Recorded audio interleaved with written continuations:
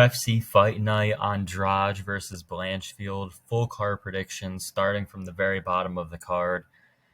And I'll be honest, this card is pretty rough. This card is, definitely not the best one the UFC's put on. There probably will be a lot of finishes on this card, though, a lot of exciting fights. Despite that, a lot of unknowns about this card, though, including this fight. There are a lot of unknowns about this one. Juan Camilo Ronderos versus Clayton Carpenter. Ronderos 4-1. He lost to David Dvorak in his last fight, as you can see. Looked terrible in that fight, and that was a while ago, by the way, a year and 8 months ago, almost 2 years ago at this point. He looked terrible. He looked to wrestle. He got submitted right away. Took it on very short notice, so I'll give him a little bit of leeway there. It's like, all right, you're 4-0 at the time, fighting David Dvorak on short notice. You lose in the first round. You didn't look good whatsoever, but it's like, is Clayton Carpenter really all that either? I don't think so, but I feel like Clayton Carpenter is good enough to beat Ronderos. I feel like Carpenter, he gets hit a lot on the feet. I'll be honest. I am not a fan of his striking. He just gets touched up too much. He really just gets touched up too much.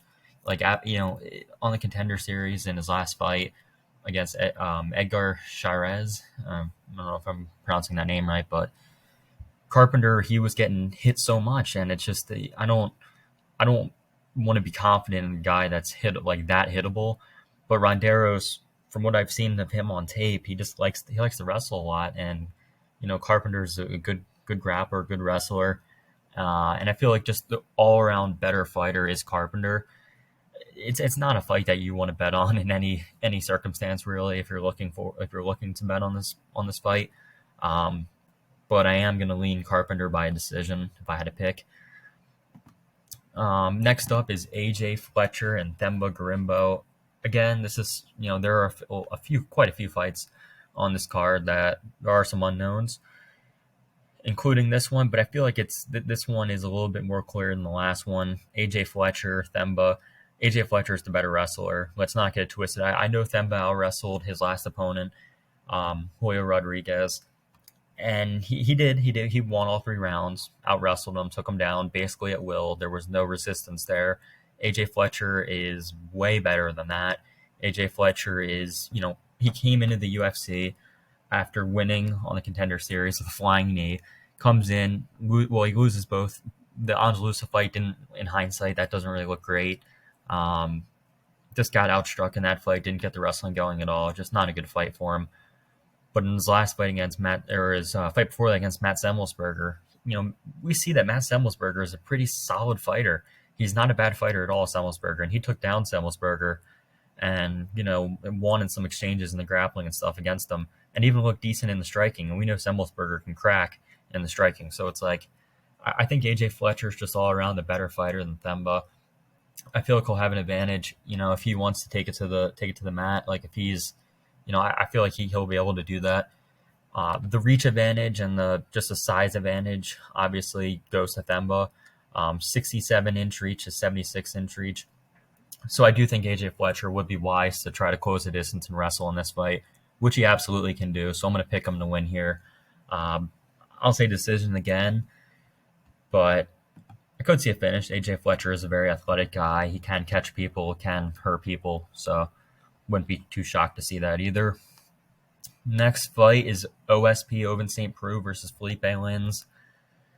I'm saying right away I'm going with Felipe Lins. I think Felipe Lins he's a pretty solid fighter. I know he lost to Tanner Boser and Andrei Arlovsky, but OSP I feel like is way over the hill, and you could say that Lins isn't exactly in his prime either, and I would agree with you. 30, 39, about to be 40 OSP to 37 and a half Felipe Lins. Both guys are not, no spring chickens, but I feel like Lins has more to give. In his fight against Prachnio that he won in his last one, he looked like he had something to prove. He hurt Prachnio on that. He won the fight. He was, looking for takedowns, wasn't really getting them, but he did rock him in the second round. And I feel like overall Lins is he's going to be the more active fighter. He's going to want the win more. OSP in his last fight against Shogun, it was not good. Shogun, we've seen. Who did Shogun last lose to? That Ukrainian guy that had a bunch of wins on the regional scene against nobodies, gets in the UFC, loses. Ihor Peteria was his name. Um, and we saw what Ihor did to Shogun. I know it was, it looked like a sparring match, honestly, OSP and Shogun. They both looked like, pretty slow. OSP was landing some body kicks, wasn't really doing too much damage. It wasn't too good from OSP. So ultimately, I'm going to say Linz is the more active fighter, gets the win here. I don't. I not really too much more to say about that. It's just I haven't really been too impressed with the last few of OSP. Now this one, Jamal Emmers and Hussein Askhabov. I don't think this is as easy of a pick as everyone's saying. I am going to go with the undefeated Russian Askhabov, but there's a lot of unknowns. And I know I've been saying this throughout the card. I know I'm going to probably keep saying this, but it's true. There's a lot of these fighters, they're making their debuts. It's the first time we're seeing them in the UFC. You don't know, are they going to crack under the pressure? Are they going to, look amazing? It's kind of hard to tell. But I feel like Askhabov is very opportunistic. Looks for finishes when he can find them. His last few fights are finishes, albeit against not great competition. And Emmers actually is pretty good. Emmers is good on the feet. He does make mistakes in the grappling, though, which could hurt him in this fight against a very good grappler in Askhabov. But Hussein isn't. I know he's undefeated. I know he's 23-0, but this is by far his hardest opponent to date. Because Emmers, like I said, loses a split decision to Giga Chikadze, and then his other loss of recent was to Pat Sabatini a year and a half ago. He was kind of stuck in like a 50-50 position, was going for toe hold. Sabatini got him in a heel hook, and by the time he tapped, his knee was already blown out. Unfortunate, had to recover, is coming back now after a year and a half layoff. Both guys actually have really long layoff. I'll mention that. Askhabov hasn't fought in 3 years. 3 years, so that is a concern as well. But I feel like he's 28. He should be in his prime here at featherweight. Emmers took a year and a half off. He's getting up there, 33. I know it's still, 33 is not like, he still could have definitely prime years left. Don't get me wrong, but I just feel like Askhabov is the pick here. Again, I wouldn't be surprised because Emmers is pretty solid. He is pretty solid. He's a brown belt in jiu-jitsu. He's him getting submitted by Sabatini is like, all right, Sabatini's a very good grappler. I think this is going to be a tougher fight for Askhabov than a lot of people expect. But ultimately, I have to pick him to win. He's 23-0, making his debut. Emmers has been, out for a while. He's made mistakes before. How is he going to look in this one? I'm gonna lean Askhabov, but it's not. There's a reason the lines are minus 150. What is it? Minus 150 to plus 125. There's a reason Hussein is in a minus like 500 or something like that. Next, Lena Landsberg versus Mayra Bueno Silva. This is probably one of the most straightforward picks on the card. I'm picking Mayra Bueno Silva, probably by first round submission as well. I think this should not be a very competitive fight. If Mayra Bueno Silva is good in any way, she should easily win this fight. She beat Stephanie Egger that Stephanie Egger fight was a weird fight. She beat her by armbar, but Egger was, I guess the ref didn't know if she tapped or she was saying she didn't tap her. I don't know what they had to like review it or something. I'm not sure what the deal with that was, but either way, she gets the first round submission over Stephanie Egger. As far as Lena Landsberg, she's about to be 41. She's lost her last 3 in a row. Carol Rosa just took her down, dominated her in the grappling. She did get a point taken away from her, which is why I guess it was a majority decision. I think that was needed to a grounded opponent, which is why Rosa got a point taken away. But either way, I feel like Mayra Bueno Silva was just going to take her down, probably submit her in the first round. Landsberg, I don't think she's going to be able to defend the wrestling. I don't think it's going to be close. It shouldn't be competitive at all. Landsberg is 41. She'll probably retire after this fight. This is Bueno Silva all the way. If she doesn't win this fight, oh man, I don't even know what to say at that point if she can't beat Alina Landsberg. Nazim Sadikov versus Evan Elder. Now, I'll tell you what, I've seen people picking Evan Elder, I've seen some people picking Evan Elder, saying he's just going to out wrestle, out grapple Nazim Sadikov. But my question is, who has? I mean, I'm not saying Sadikov has fought amazing competition. He really hasn't either. Neither of these guys have fought great competition. But have we ever seen, against Preston Parsons, Evan Elder didn't look great. He got taken down himself, and it wasn't like you know, he showed heart in that fight. He went the distance, but it's like people are saying he's just going to out wrestle. He's going to control Nazim Sadikov, and he's going to beat him. People, and I guess Nazim has shown holes in his wrestling or grappling before, but it looked all right in his last fight against his opponent on the Contender Series, who, by the way, I'll admit, wasn't really the best opponent. Wasn't an amazing guy. Wasn't amazing. Evan Elder hasn't really fought great level competition either. And at least Nazim, I feel like he has good boxing, good combos. I feel like he really, he's patient, but he can, he looks for those combos. He'll rip to the body, rip to the head. And he's a southpaw, and that his knockout on the Contender Series was really nice. Put his opponent out cold, hit him with a right hook to the body. His opponent dropped his hands, and then he came right up top, right hook to the body, right hook up top, put him out cold. Sadikov fighting at a Long Gun Weidman gym. He has good training partners. I saw him working with Matt Frivola and guys like that. I don't know if he's getting any training in with like Aljo or Marab or any of those guys. I know they're a little bit lighter, but still. But I know he has been training with Frivola. I think this will be. I think Nazim is definitely the side here. I could, can Evan Elder out wrestle him potentially, but I feel like Nazim's working on that. And I feel like in this fight, he will be the better striker. And if this does play out mostly on the feet, which I feel like it will, it definitely could play out a little bit on the feet if Nazim can stuff the takedowns.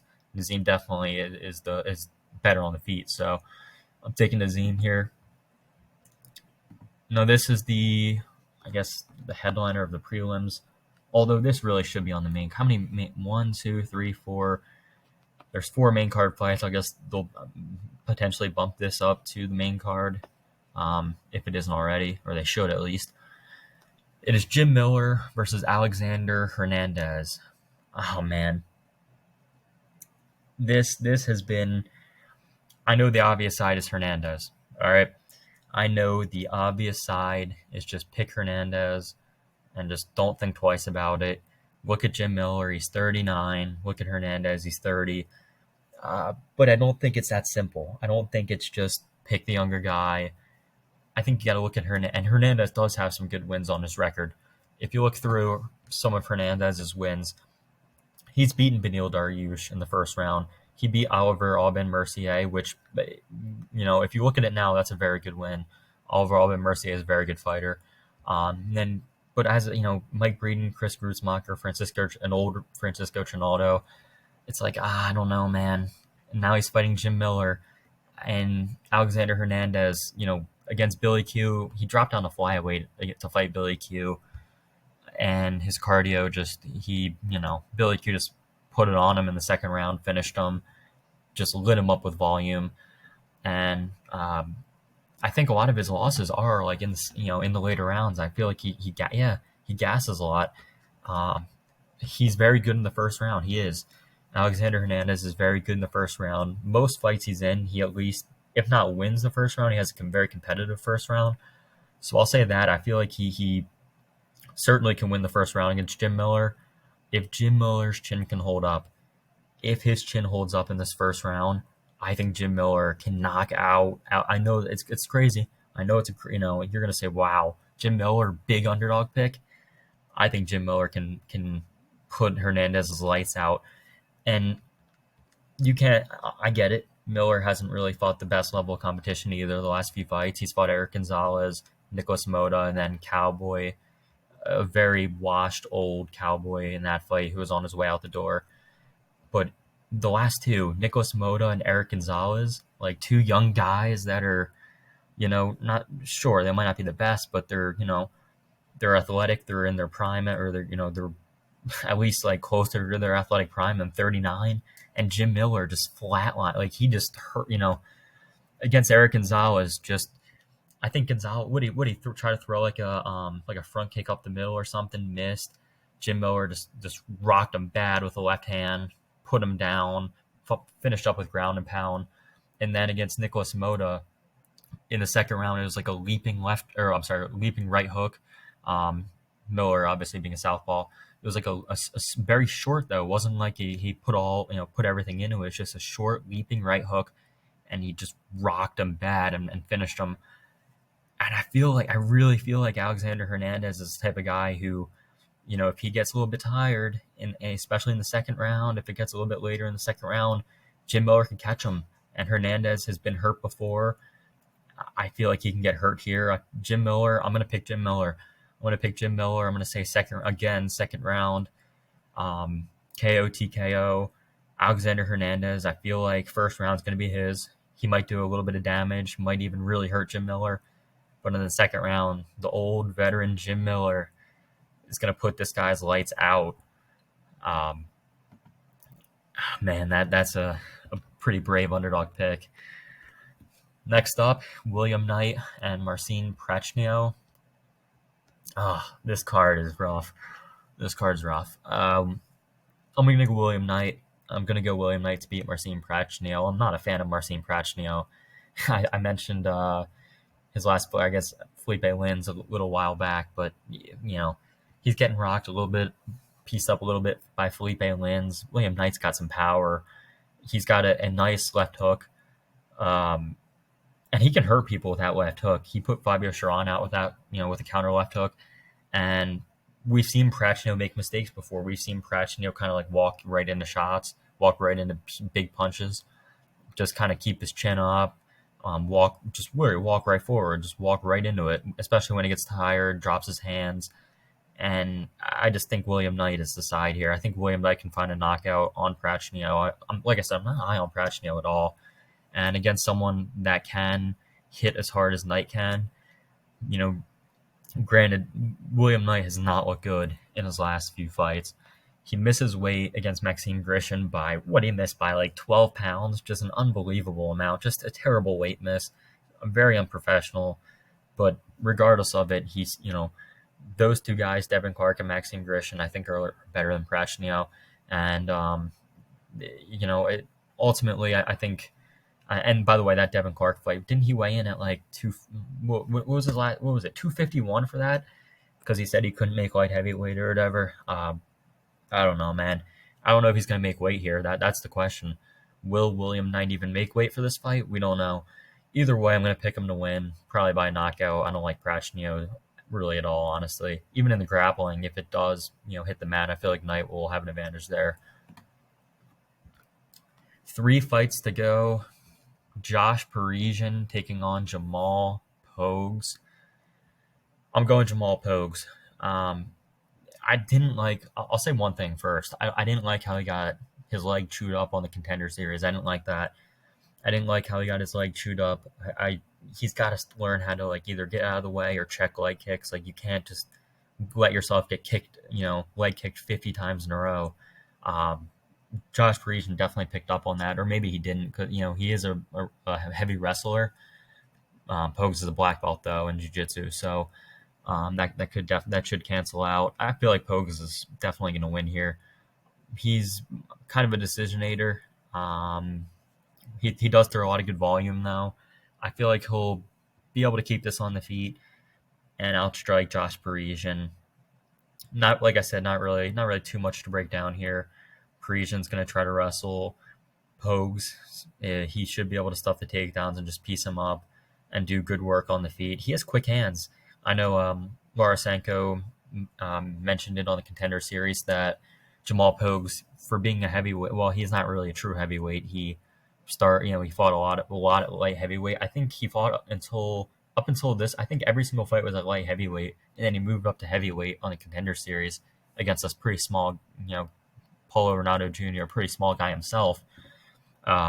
So this is certainly going to be a bigger challenge against Parisian, but I feel like Pogues will have the speed advantage. I think he'll be able to box up Parisian, and that's pretty much all I got on it. I feel like Pogues is, I don't think Parisian will be able to get the wrestling going or do what he wants to do in this fight. I think it's it's Pogue's fight to lose.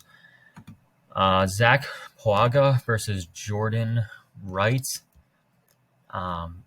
Jordan Wright has 1 round of cardio, and if I mentioned before Alexander Hernandez having 1 round of cardio, at least Alexander Hernandez can, fight a little bit later. You know what I mean? He can try to make it through 3 rounds. He can fight in the second and third round if he has to. Granted, obviously Hernandez does slow down, does, usually get beat as the rounds go on. But with Jordan Wright, it's just round 1 or bust. It always is. It's always round 1 or nothing. He goes all out, in round 1, and he gets finished in round 2 against Dusko. He won round 1, got the wrestling going, got the takedowns, landed all the he did everything. It was a dominant round 1 for Jordan Wright, and then round 2 he gets tired, he gets gassed, and he gets finished by Dusko. Gets ground and pounded, just gets destroyed on the feet.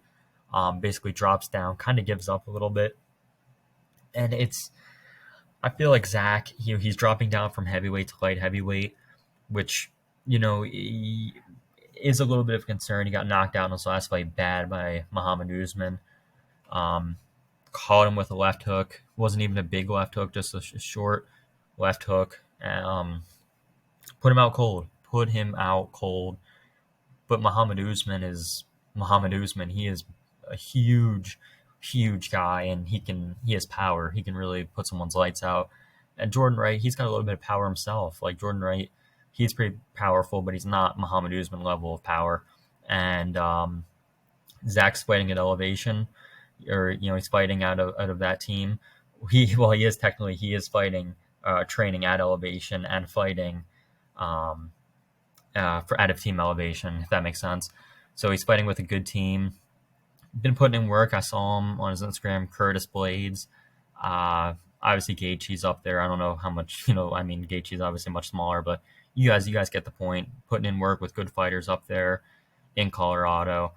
I feel like Jordan Wright, it's 1 round or bust for him, like I said. So I think Zach will be able to make it through the first round and just employ the Dusko strategy of making it through round 1 and being able to just put a ton of volume out in round 2. And he will be able to do that because this guy Zach does have good cardio.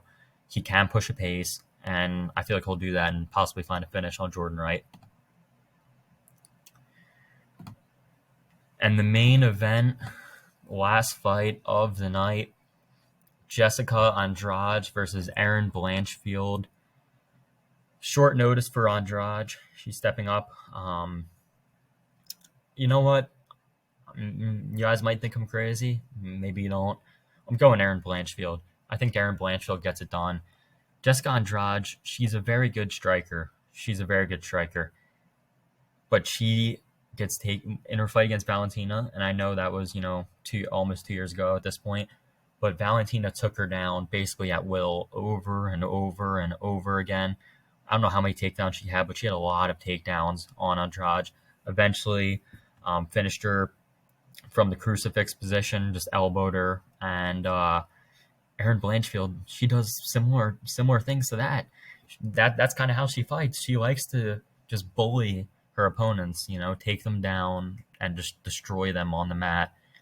She's a very good grappler, a very good wrestler, very good fighter in general. She's going to have a disadvantage on the feet in this one, so she's going to want to just push the wrestling, push the grappling heavy, and I think she will do that, and I think she'll have success. She's been game planning for this, for a 5-round fight. All she needs is one split second, one mistake from Andrade, a mistake in a scramble, anything, and she'll just hop on a submission. Like, she really is that good. Been training jiu-jitsu since she was like a little kid, I think 6 or 7 or 8 or something like that. So she's, and she's only 23 now. She's not even coming into her prime. She's that young. I just think Erin Blanchfield is just very, very good and will continue to get better and better. She could be a future champion. I feel like this is by far her toughest fight. This is not an easy ask for Blanchfield whatsoever, but it's just her grappling, I feel like, is on that level where she can beat Jessica Andrade, take her down, control her, look to pass to a dominant position, and either submit her or kind of do the same as Valentina and beat her with the ground and pound. So those are all of my predictions for UFC Fight Night Andrade versus Blanchfield. Like I said, on paper, it doesn't look like the best card, but there probably will be a decent amount of finishes as far as knockouts, submissions. There's a few dogs I like. Obviously, as I said, Jim Miller. I feel like it's one of those where Jim Miller can get it done. Aaron Blanchfield in the main event. But until next time, guys, I'll see ya. Thank you for watching.